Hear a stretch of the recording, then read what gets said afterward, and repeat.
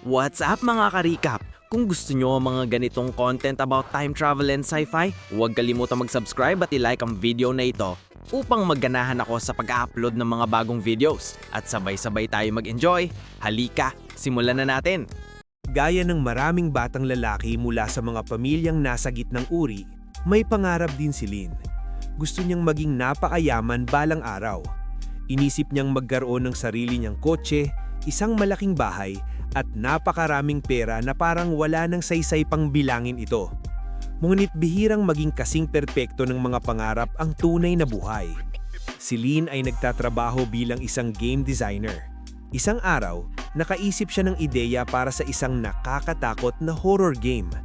Upang magawa ang larong ito, kailangan niya ng humigit kumulang 100 milyong yuan. Ipinakita niya ang demo ng laro sa 2 investor. Ngunit sinabi nilang mahina at hindi kawili-wili ang kwento. Dahil dito, tumanggi silang mag-invest ng kahit anong pera. Dahil sa pagkadismaya, umuwi si Lynn. Pagdating niya sa bahay, agad siyang pinagalitan ng kanyang ina na si Miss Cow. Araw iyon ng anibersaryo ng pagkamatay ng kanyang ama, ngunit hindi dumalo si Lynn sa dasal dahil abala siya sa paggawa ng kanyang laro. Nalaman din ni Cow na umutang si Lynn ng malaking halaga na hindi pa rin niya nababayaran. Galit at nag-aalala, hinampas niya si Lynn ng walis at sinabihang itigil na ang pagsasayang ng buhay niya sa mga laro at maghanap ng disenteng trabaho. Ngunit nais ni Lynn na magtagumpay bilang isang game designer. Habang nangyayari ito, may palabas sa TV tungkol sa mga kayamanan. Ipinakita ng host ang isang bihirang takure at sinabi na 2 lamang ang ganitang takure sa buong mundo. Ang bawat isa ay nagkakaralaga ng 200 milyong yuan, ngunit ang isa ay matagal nang nawawala. Napansin ni Lynn na ang takuri sa kanilang bahay ay eksaktong kamukha ng ipinapakita sa TV. Naramdaman niyang may pag-asa at naisip niyang kapag naibenta ito, maaari siyang yumaman. Ngunit tinawanan siya ni Cow at sinabing walang bibili niyon kahit sa halagang 200 milyong yuan. Kalaunan, ipinaliwanag ng palabas na ang tunay na halaga ng takure ay nasa takip nito.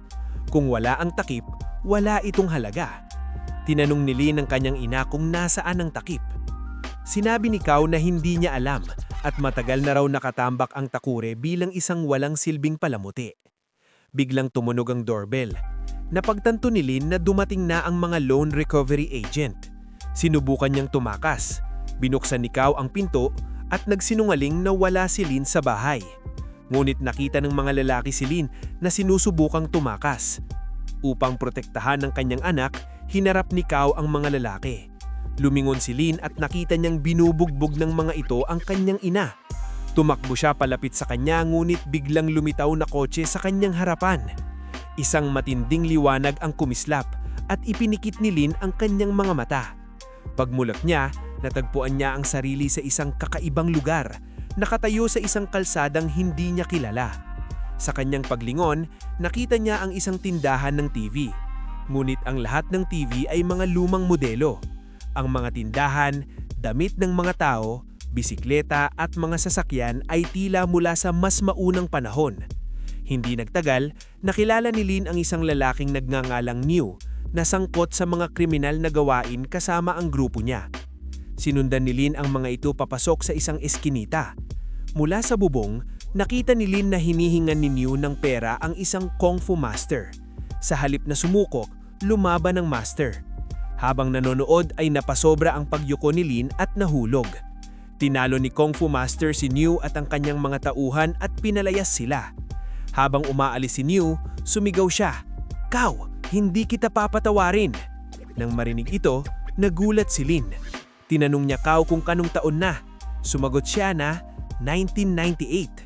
Napagtanto ni Lynn na naglakbay siya pabalik sa nakaraan at ang batang babaeng nasa harapan niya ay ang kanyang ina. Tinawag ni Lynn siyang nanay, ngunit agad niyang pinilit ang braso ni Lynn gamit ang kung fu dahil hindi pa siya kasal at imposibleng may anak na siyang ganon. Mabilis na sinabi ni Lynn na siya ay isang malayong pinsan at simulang banggitin ang mga pangalan ng kanyang kamag-anak. Nang binanggit niya ang pangalan ng kanyang ama na si Dongji, biglang nahiya si Cow at binitawan ng kanyang braso. Gusto pala niya si Dongji, ngunit hindi pa niya ito sinasabi kanino man. Inalok si Kao na dalhin si Lin sa klinik ni Dongji para gamutin ang kanyang kamay. Dahil hindi pa kailanman nakita ni Lin ang kanyang ama, napagkamalan siya ng ibang lalaki bilang si Dongji. Tumawanan siya ni Kao at sinabing mali siya.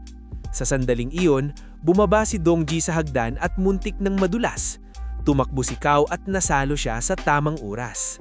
Ito ang unang pagkakataon nakita ni Lin ng kanyang ama. Mabilis na inayos ni Dongji ang kamay ni Lin at pinamulan siya ni Kao. Namangha si Lin at nasiyahan ang kaiba at espesyal na sandaling iyon. Hindi nagtagal, dumating ang isang babaeng nagngangalang Enji kasama ang kanyang alagang aso. Napansin ni Lin na napakalapit niya kay Dongji. Nang tanungin niya si Kao tungkol dito, sinabi ni Kao na sila ay magkasintahan. Nagulat si Lin dahil si Dongji ay dapat na mapunta kay Kao. Kalaunan, inimbitahan ni Enji ang dalawa para sa tanghalian at nagdala ng maraming lutong pagkain. Nagselo si Kao at sinabing mukhang walang lasa ang pagkain. Ngunit nang simulan siyang kumain, hindi na siya tumigil. Napakasarap ng pagkain kaya kumain siya hanggang sa sobrang busog. Pagkatapos, umuwi si Kao. Lubhang nag-aalala si Lin. Naisip niya sa sarili, kailangan kong pagsamahin sina Kao at Dongji kahit anuman. Kapag hindi sila nagkatuloy, maaaring hindi ako isilang at tuluyang maglaho ang aking pag-existence. Kasabay nito, kailangan niya ring hanapin ang sinaunang Takure. Kaya sinabi ni Lin kay Kao, nakakakita ako ng hinaharap. Maranhan niyang hinawak ang palad nito at sinabi, magpapakasal ka kay Dongji at magkakaroon ka ng isang gwapong anak. Dahil dito, lubhang natuwa at umasa si Kao. Ipinilit ni Lin na manatili sa bahay ni Kao dahil naniniwala siyang naroon ng Takure. Sa una, tumanggi si Kao, ngunit sinabi ni Lin, tutulungan kitang mapagwalang luhis ang puso ni Dongji at wala na akong ibang mapupuntahan. Nang marinig ito, pumayag si Kao na patuluyan siya. Sa hating gabi, habang mahimbing ang tulog at humihilik si Kao, tahimik na sinimulan ni Lin na halhulahin ang bahay para sa sinaunang Takure. Napansin niya ang isang lugar na may karatasang nagsasabi, huwag hawakan. Naramdaman ni Lin na may mahalagang bagay na nakatago roon. Ngunit sa halip na Takure, isang nakasusing maleta ang nakita niya. Sinubukan niya ang simpleng number code na mula 1 hanggang 6 at bumukas ang maleta. Tumawa si Lin at sinabi, talagang simple ang nanay ko. Sino ba ang gumagamit ng ganito kadaling password? Sa loob ng maleta, nakita siyang isang libro. Sa sandaling iyon, nagising si Kao at nahuli siya. Ang librong iyon ay naglalaman ng mga lihiming teknik sa Kung Fu, kaya ito itinago at iningatan ni Kao.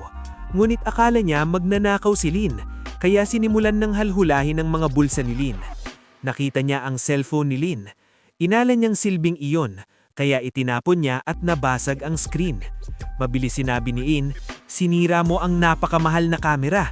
Kailangan mong itong bayaran. Hindi siya agad pinaniwala ni Kao, kaya mabilis nag-selfie si Lin ng kanilang dalawa. Nang makita ni Kao ang kanyang larawang lumilitaw sa screen, natakot siya. Wala siyang sapat na pera para bayaran ng pinsala.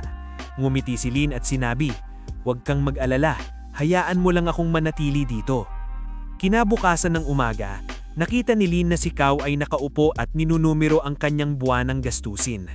Sa totoo lang ay wala nang bagong estudyanteng pumapasok sa kanyang Kung Fu school at nahihirapan siya sa pera. May kumpiyansang sinabi ni Lin, habang nandito ako, huwag ka nang mag-alala. Pagkatapos, ibinahagi niya ang isang bagong ideya ng negosyo.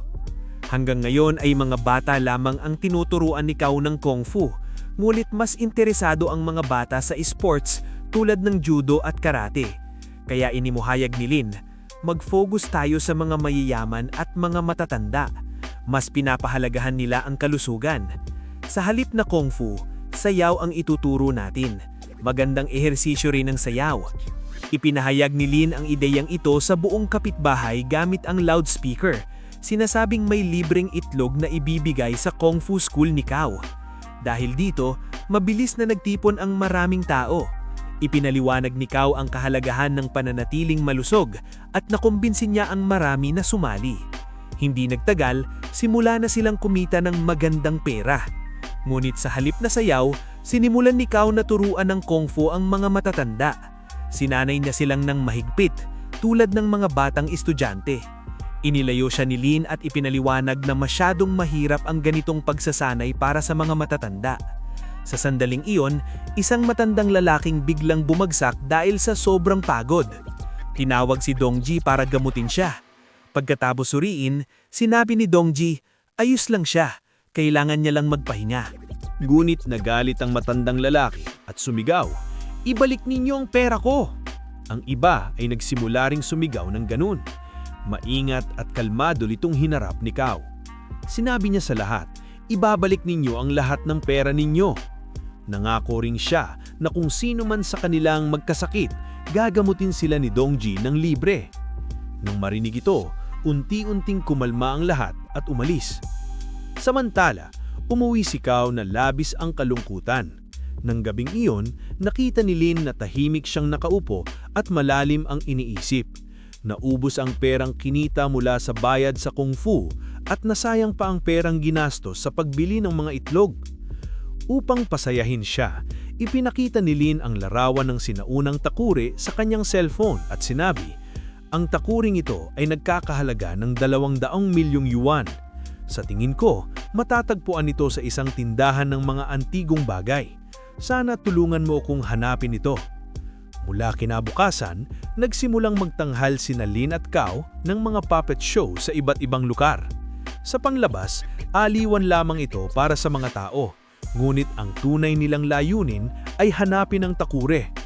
Nagustuhan ng mga tao ang kanilang palabas at binibigyan sila ng pera, at unti-unting kumita muli si Kao. Isang araw, may dalang masamang balita si Lynn. Sinabi niya kay Kao na nagsimula na ring magtanghal si Niu at napakaliit lamang ng singil nito. Hindi na manunood ang mga tao ng palabas natin, sabi ni Lynn.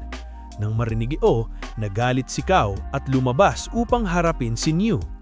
Makalipas ang ilang sandali, dumating si Lynn. Pinakalma siya at inuwi pabalik sa bahay. Sa kabilang banda, nakipagkita si Niu sa kanyang amo na si Mr. Wong.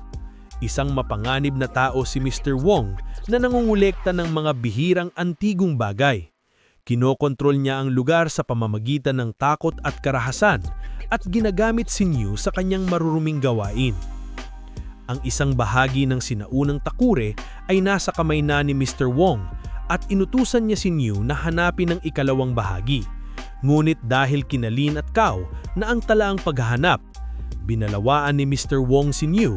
Ayoko ng mga dahilan, hanapin mo ang takure sa kahit anong paraan, kung hindi ay mapaparusahan ka. Isang araw, habang lumalakad sa kalye, napansin ni Lynn ang isang betting shop. Bigla niyang naalala na nanalo ang France sa 1998 World Cup. Hindi na siya nag-isip pa at itinaya niya ang lahat ng pera niya sa France. Nagulat ang may-ari ng tindahan dahil naniniwala ang lahat na Brazil ang mananalo. Kinuha ni Lynn ang betting ticket at lumabas. Sa sandaling iyon, nasalubong niya si Niu. Nang makita ni Niu na France ang nakasulat sa ticket, malakas siyang tumawa. Binalawaan siya ni Lynn, ibalik mo ang ticket, kung hindi ay tatawagin ko si Kao at ipapabugbog kita. Sa galit, pinunit ni Niu ang ticket. Nadurog ang puso ni Lynn, wala na siyang natitirang pera para tumaya muli. Patuloy na sumisigaw si Niu, Brazil! Brazil! Ngunit nang dumating ang final match, France ang nanalo. Lubos siyang nagulat. Agad siyang pumunta kay Lynn, hinalikan ng kanyang kamay at sinabi, turuan mo akong manghula ng resulta, ang galing mo. Pumayag si Lynn ngunit may isang kondisyon, magtatrabaho si Niu bilang kanyang assistant. Tinanggap ito ni Niu ng walang pagtutulol at nagsimula pa niyang ituring si Kao bilang kanyang boss. Mula noon, nagbago ang buhay ni Niu. Tuwing umaga, nagtitinda siya ng dyaryo at gatas at tumutulong din sa mga gawaing bahay ni Kao. Unti-unti, naging mas mabuti siyang tao. Kalaunan, nakahanap si Kao ng part-time na trabaho sa paggawa ng talampatan ng sapatos. Tumutulong sa kanila sina Lynn at Niu. Isang araw, gumuhit si Niu ng maliit na simbolo ng puso sa isang talampakan dahil nagsimula na niyang magustuhan si Kao. Napansin ito ni Lynn at nag-alala. Ngunit nakaramdam ng kasiyahan si Kao dahil sa unang beses may isang taong nagmamalasakit sa kanya. Naisip ni Lin, hindi pwedeng magpatuloy ito. Dapat magkatuluyan sina Kao at Dongji. Kaya sinabi niya kay Kao, masyado nang makaluma ang estilo mo, kaya hindi ka napapansin ni Dongji. Kailangan mong magbago at magmukhang moderno. Kinabukasan, isinama ni Lin si Kao sa pamimili. Tinulungan niya itong magsukat ng mga bagong damit at sa wakas naman, may bestidang perpektong-perpekto sa kanya. Pagkatapos, dinala niya sa salon at ipinagupit at inayos ang kanyang buhok. Pagkatapos noon, umupo sila sa isang tindahan at nag-usap. Malungkot na sinabi ni Lin, palaging pinapagalitan ako ng nanay ko. Hindi niya ako kailanman naiintindihan. Nang marinig ito, nagalit si Kao at sumagot, hindi totoo yan. Sigurado kung pinapagalitan ka lang niya dahil mahal ka niya. Kalaunan, inihatid ni Lin si Kao sa klinika ni Dongji at bumalik sa paghahanap ng takure. Makalipas ang ilang sandali, nakita ni Lin na nagbibisikleta si Dongji. May isang babaeng nakaupo sa likuran nito, suot ang kaparehong bestidang sinuot ni Kao. Akala ni Lin ay nagtagumpay si Kao. Ngunit dumating si Kao at sinabi, bobo ka, hindi ako yan, si Jeannie yan. Pareho pala silang nakasuot ng parehong damit. Pagkatapos nun, mahinang sinabi ni Jeannie, nagpasisya na kami ni Dongji na magpakasal. Nang marinig ito, parehong nabigla sina Lin at Kao. Pinag-ipon niya ng kanyang lakas, magalang na binati sila at pagkatapos ay tahimik na umalis, itinatago ang kanyang wasak na puso. Samantala, napansin ni Lin na hawak ni Dongji ang parehong sinaunang takure. Binili pala ito ni Dongji sa isang tindahan nang hindi niya alam ang tunay nitong halaga. Sa kabilang banda, habang pauwi si Kao, nakita niya ang mga tao ni Mr. Wong na binubugbog si Niu. Hindi na siya nag-isip at agad na sumugod si Kao at nakipaglaban sa kanila. Sa sandaling iyon, may isang lalaking dumaan at huminto upang manood. Hamang siya sa malakas na kakayahan ni Kao sa pakikipaglaban. Ibinigay niya ang kanyang calling card at sinabi, isa akong direktor ng pelikula mula Hong Kong. Kung gusto mo, maaari kang magtrabaho sa pelikula ko. Hindi siya naniwala kay Kao. Pinunit niya ang card at lumabas. Nang gabing iyon, patakas na pumasok si Lin sa klinika ni Dongji. Balak niyang nakawin ng takure. Nulit bago pa siya makagawa ng anuman, dumating sina Dongji at Jeannie. Upang hindi maghinala, nag-imbento ng kwento si Lin. Sinabi niya, may takuri ang lolo ko na katulad nito. Dito siya gumagawa ng taa para sa akin, naaalala ko siya kapag nakikita ko ang takuring ito. Nadamay sa emosyon si Jeannie at sinabi, kung gusto mo talaga, maaari mo na itong kunin. Labis ang tuwa ni Lin at dinala niya ang takure pauwi. Nang makita ni Niu ang takure, kinabahan siya. Sinabi niya, nakita ko ang eksaktong kaparehong takure kay Mr. Wong. Hinahanap niya ang ikalawang bahagi. Tinanong ni Lin si Niu tungkol kay Wong. Binalawaan siya ni Niu. Anuman ang gagawin ni Wong para makakuha ng mga antigong bagay. Napakapanganib na tao siya. Narealize ni Lin ang panganib at sinabi, kung ganon, kailangan nating itago ang takuring ito sa isang maligas na lugar. Itinago niya ang takuring ito sa parehong lugar kung saan itinatago ni Kao ang kanyang maleta. Sinabi din ni Lin kay Niu, kung may mangyayari sa akin o bigla akong mawawala, ibigay mo ang takuring ito kay Kao. Kalaunan, bumalik muli ang direktor upang kausapin si Kao. Sa pagkakataon ito, nakinig na mabuti si Kao sa kanya. Muli niyang ibinigay ang kanyang calling card at umalis. Nang bumalik si Lin, tinanong niya kung sino ang lalaki. Sumagot si Kao, inalok ako ng trabaho bilang stunt performer. Nag-decide akong pumunta ng Hong Kong bukas. Nagulat si Lin at sinabi, paano ka makakaalis ng bigla-bigla? Ngunit buo na ang loob ni Kao. Dahil ikakasal na si Dongji, pakiramdam niya ay wala na siyang dahilan para manatili. Lubos na nawalan ng pag-asa si Lin. Naisip niya, kapag pumunta si Kao sa Hong Kong at hindi na bumalik, hindi na sila magkakatuluyan ni Dongji at mawawala ako sa mundong ito. Ngunit hindi sumuko si Lin. biglang may pumasok na ideya sa isip niya. Sa sandaling iyon, nahulog mula sa bulsa niya ang cellphone niya at may kumuha nito nang hindi niya namamalayan.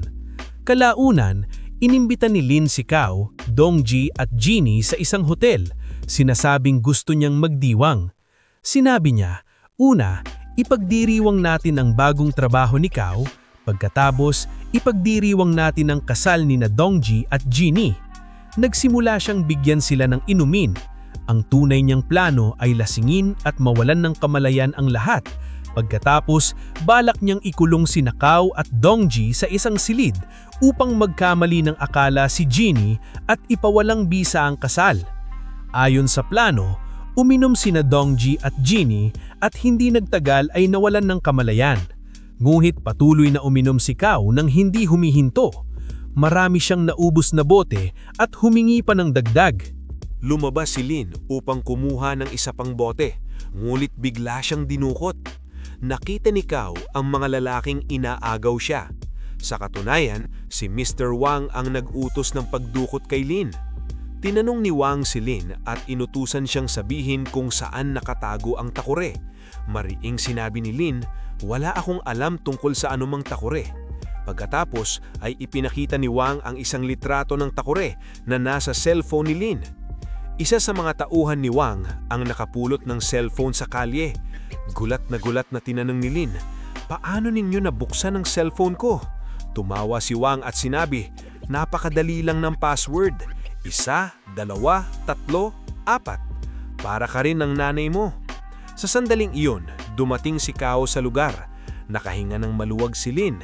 Iniisip na lalabanan niya ang mga tauhan at ililigtas siya. Ngunit lasing pa rin si Kao. Itinali rin siya ng mga tauhan. Inilagay ni Wang ang kutsilyo sa leeg ni Kao at tinakot si Lin. Dalhin mo ang takore sa loob ng 1 oras, kung hindi ay hindi mo na siya makikitang buhay. Kahit paano, nakatakas si Lin at nakauwi. Kinuha niya ang nakatagong takore at ibinigay ito sa mga tauhan ni Wang. Pinagsuntok-suntok nila si Lin hanggang sa mawalan siya ng malay at kinuha ang takore. Matapos itong suriin, natiyak nilang ito nga ang tunay. Sa oras na iyon, nawala na ang kalasingan ni Kao. Hinarap niya si Wang at sinabi, pinipilit mong mangikil ng pera sa mga tao ng iligal at ngayon ninakaw mo pa ang takore ni Lin. Kung hindi mo ito ibabalik, mapaparusahan ka. Dahil dito, naggalit ng husto si Wang. Inutusan niya ang kanyang mga tauhan na salakayin si Kao. Matapang na lumaban si Kao. Sa gitna ng labanan, nadulas mula sa kamay ni Wang ang takip ng takore at gumulong sa ilalim ng mesa. Habang yumuyuko siya upang pulutin ito, nakawala si Kao sa pagkakatali at sinimulan niyang bugbukin ng mga tauhan. Napakalakas ng kanyang pakikipaglaban kaya walang makapagpigil sa kanya. Sa gitna ng kaguluhan, may bumagsak na tangke ng gasolina at dumikit sa isang kable ng kuryente kaya nagsimula ang sunog. Nasunog ang buong lugar. Tumakbo palabas si Wang upang iligtas ang sarili. Tumalon si Kao upang habulin siya at sinunggaban siya. Sinusubukang mabawi ang takore. Sa huli, itinulak ni Wang si Kao pabalik sa nasusunog na gusali at tumakas. Samantala, nagkamalay si Lin at buong lakas na tumakbo pabalik sa loob. Nasusunog ang gusali. Nagkalat ang apoy, ngunit wala na siyang pakialam. Nakita niya si Kao na nakahandusay sa sahig. Mabilis niya itong binuhat sa balikat at inilabas. Umiiyak siya ng malakas at sinabi, kung hindi lang ako na humaling sa takuring iyon, hindi ito mangyayari sa iyo.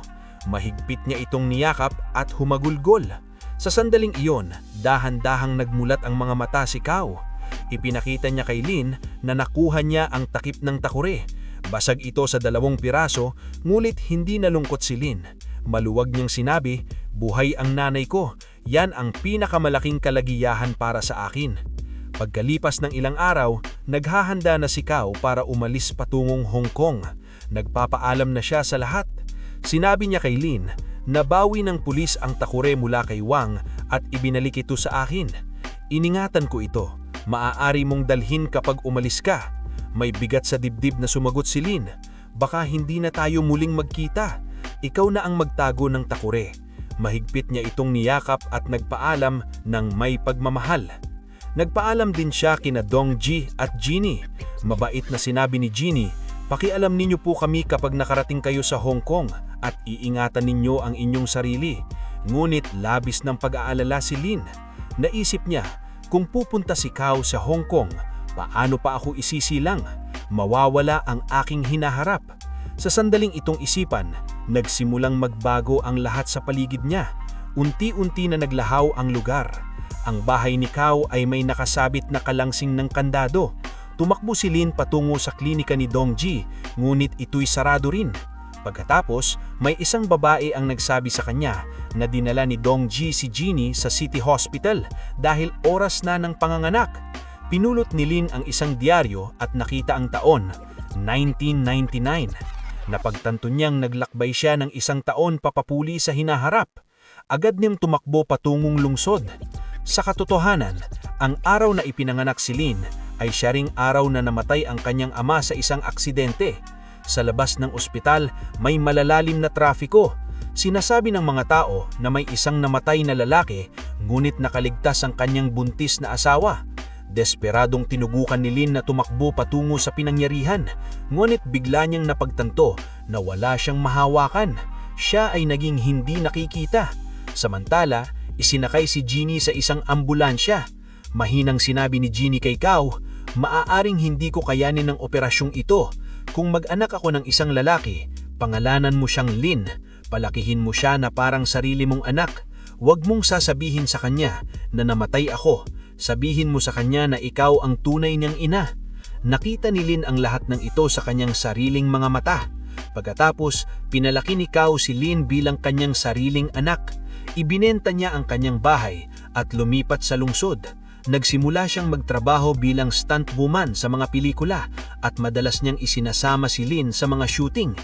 Isang araw, sa isang eksena na may pagsabog, napadpad si Lin sa delikadong lugar habang naglalaro. Nakita siya ni Kao at tumakbo upang iligtas siya. Sa gitna nito, nabutasan ng baklang balo ang kanyang binti. Malubha siyang nasugatan at hindi na makapagtrabaho muli sa pelikula. Kahit ganon, wala siyang pagsisisi. Ginakap niya si Lin at umiyak, nagpapasalamat na ligtas ito. Mula noon, nagsimula si Kao sa maliliit at mahihirap na mga trabaho tulad ng paglilinis ng mga palikuran at pangmumulot ng basura. Nakaramdam si Lin ng hiya at galit dahil dito. Hindi niya siya kinakausap ng maayos at madalas niya pa siyang ibaliwala. Ngunit ngayon, matapos niyang makita ang lahat, lubos na niyang naunawaan kung gaano kalaki ang sakripisyo ni Kao para sa kanya. Isinuko niya ang kanyang mga pangarap, ang kanyang karyera at maging ang pag-aasawa para lang palakihin siya. Biglang, bumalik si Lin sa kasalukuyan. Natigpuan niya ang sariling nakahiga sa isang hospital bed. Nakaupo si Kao sa kanyang tabi. Hawak niya ang kanyang kamay. Mula nang mangyari ang aksidente, hindi siya umalis sa kanyang tabi. Mahinang hinawak ni Lin ang kanyang manong ina ni Kao, puno ng damdamin. Pagkalipas ng ilang buwan, muling hinarap si Lin ang mga investors dala ng isang bagong ideya ng laro. Sa pagkakataong ito, ang pinakapangunahing tema ng laro ay ang ina. Ipinakita ng laro ang tunay na kahulugan at lalim ng pagmamahal ng isang ina. Inialay ni Lin ang larong ito sa kanyang ina na Kao. Lubos na naantog ang mga investors sa ideya at pumayag na mag-invest sa laro. Sa wakas, malapit nang matupad ang pangalap ni Lin at sa emosyonal na sandaling ito, nagtatapos ang kwento ng pelikula. Kaya mga kaibigan, nagustuhan nyo ba ang kwento? Sabihin nyo sa amin sa comments. Magkikita tayong muli sa susunod na video. Hanggang sa muli, paalam at ingat kayo. Sana nag-enjoy kayo mga ka-recap. Anong masasabi niyo sa movie natin ngayon? Mag-iwan ng komento sa baba. At huwag kalimutang mag-subscribe sa ating channel para sa mga new updates at uploads. Kita-kits sa susunod na kwento. Salamat at mag-iingat tayong lahat!